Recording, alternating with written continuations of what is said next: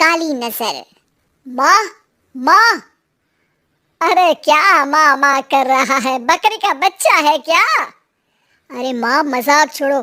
मुझे फाइनली वो मेन चौराहे वाली दुकान मिल गई है। अब देखना, आपका बेटा दुगनी स्पीड से पैसा कमाएगा। उफ़ो, ये क्या? मेरी ऑनलाइन मेकअप क्लास चल रही है। इतनी जोर से क्यों बोल रहे हो आप दोनों? अरे मेरी धर्म पत्नी जी, मेकअप क्लास बाद में करना। वो चौराहे वाली दुकान मिल गई है हमको। अरे वाह! रुको, मैं अपनी माँ को फोन लगाकर बता देती हूँ। अरे मैं भी अपने रिश्तेदारों को बता देती हूँ। कितनी खुशी की बात है। हाँ हाँ, मैं भी अपने दोस्तों को बता देता हूँ।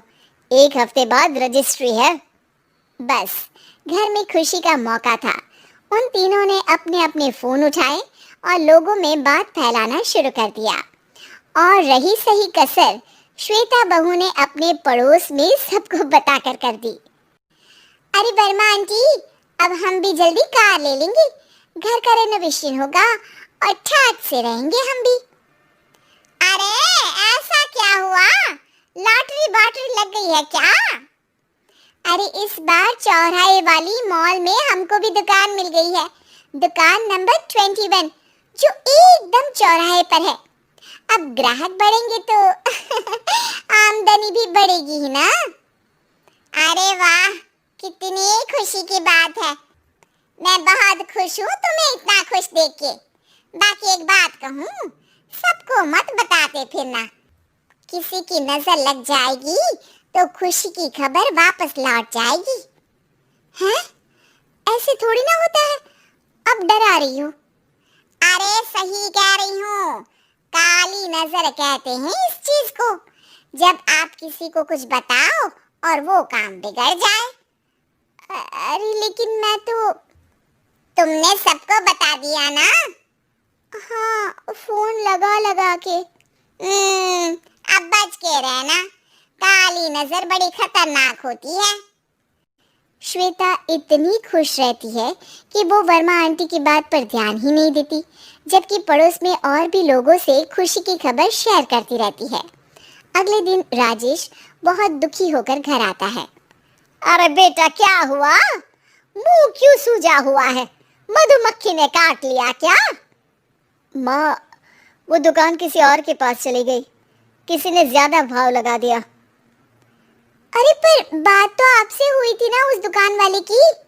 हाँ, आज मैं टोकन अमाउंट देने गया था, तब मुझे पता चला। कोई आकर सुबह मुझसे पहले ही ज्यादा अमाउंट दे गया। काली नजर। क्या कहा? वर्मा आंटी ने समझाया था कि किसी को बताना मत, वरना काली नजर लग जाएगी। अच्छा, तुम्हें उनकी बात मान लेनी चाहिए थी। उनकी बात मान लेती, लेकिन उसके पहले ही सबको बता चुके थे ना हम तीनों। अरे अगली बार से ध्यान रखेंगे। कोई भी नई चीज होगी तो किसी को नहीं बताएंगे। तीनों कुछ दिन ऐसे ही रहते हैं, पर एक दिन श्वेता को एक मेल आता है। राजेश, मेरा ऑनलाइन मेकअप कोर्स कंप्लीट हो गया। अब मैं खुद का पार्लर खोल सकती हूँ। अरे वाह, अपने मोहल्ले में ही खोलते हैं। ये जो घर के सामने दुकान है ना, वहीं। हाँ, यहाँ सस्ती भी मिल जाएगी। अगले दिन श्वेता वर्मा आंटी के पास जाती है मिठाई का डब्बा लेकर। अरे आओ आओ, कैसे आना हुआ? जोर से नहीं बोलूंगी। वो सामने वाली दुकान है ना, वहाँ मैं अपनी पार्लर की दुकान खोलने वाली हूँ, उसकी मिठाई है। अरे वाह, बहुत बधाई हो तुमको। हाँ, मैं कमाने लगूंगी तो राजेश पर पूरे घर का बोझ नहीं रहेगा ना आंटी जी। ये तो है, पर ये बता कि तूने ये बात किसी और को तो नहीं बताई ना? अरे नहीं नहीं, पिछली बार गलती कर दी थी। काली नजर लगी किसी की और राजेश के हाथ से वो दुकान चली गई थी। सबको मत बताना। चलो मैं चलती हूँ, कल दुकान की बात करने भी तो जाना है। अगले दिन श्वेता दुकान के लिए मालिक से बात करने जाती है। अरे लेकिन दुकान तो हम कल रात को ही किसी को दे चुके हैं। कल ही? हाँ, कल ही। 2 दिन बाद कोई यहाँ पार्लर भी खोल लेगा। अब कहीं और दुकान देख लीजिए। अरे पर हमको भी तो पार्लर ही खोलना था।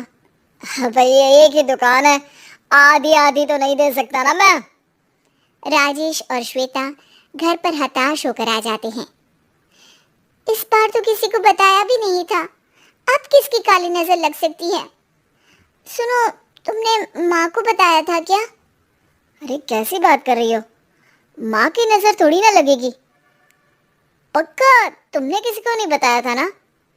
सिर्फ वर्मा आंटी को बताया था, उन्होंने ही मुझे किसी को नहीं बताने को कहा।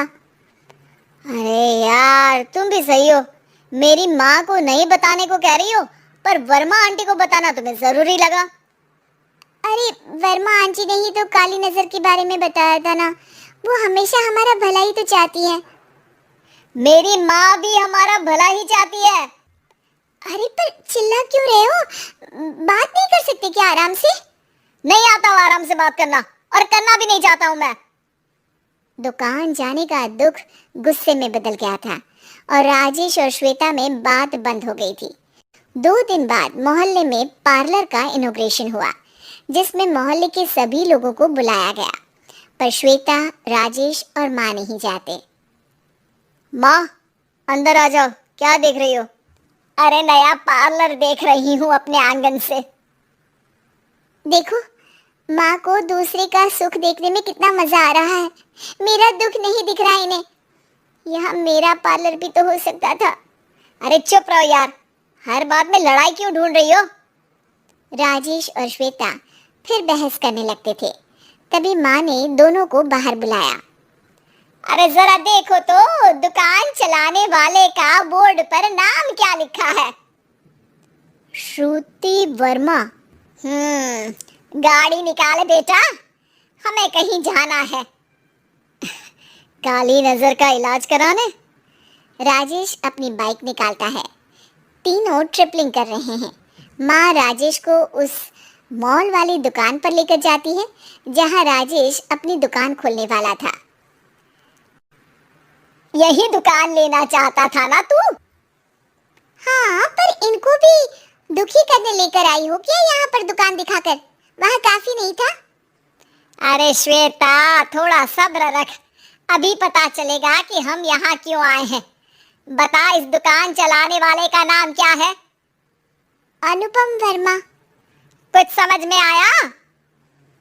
वो दुकान वाली श्रुति वर्मा, ये दुकान वाला अनुपम वर्मा, और हमारे पड़ोस में हमने उस दुकानों के बारे में बताया किसको था? अब वर्मा आंटी को। मतलब वर्मा आंटी ही हमारा काम बिगाड़ रही है?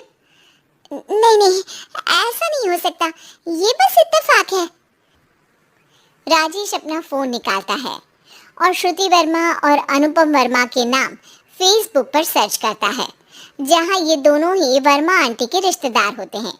श्वेता को समझ में आ जाता है कि वर्मा आंटी की ही नजर काली नजर है। अब क्या करना है? कोई भी खुशी की खबर हो तो काली नजर से बचना है, यानी वर्मा आंटी से बचना है। अरे पर मुझे ये समझ में नहीं आया कि वो हमारे साथ ऐसा क्यों करेंगी। अरे बेटा, एक सीख है, दूर के आदमी को आपकी तरक्की से कम परेशानी होगी, पड़ोसी को ज्यादा।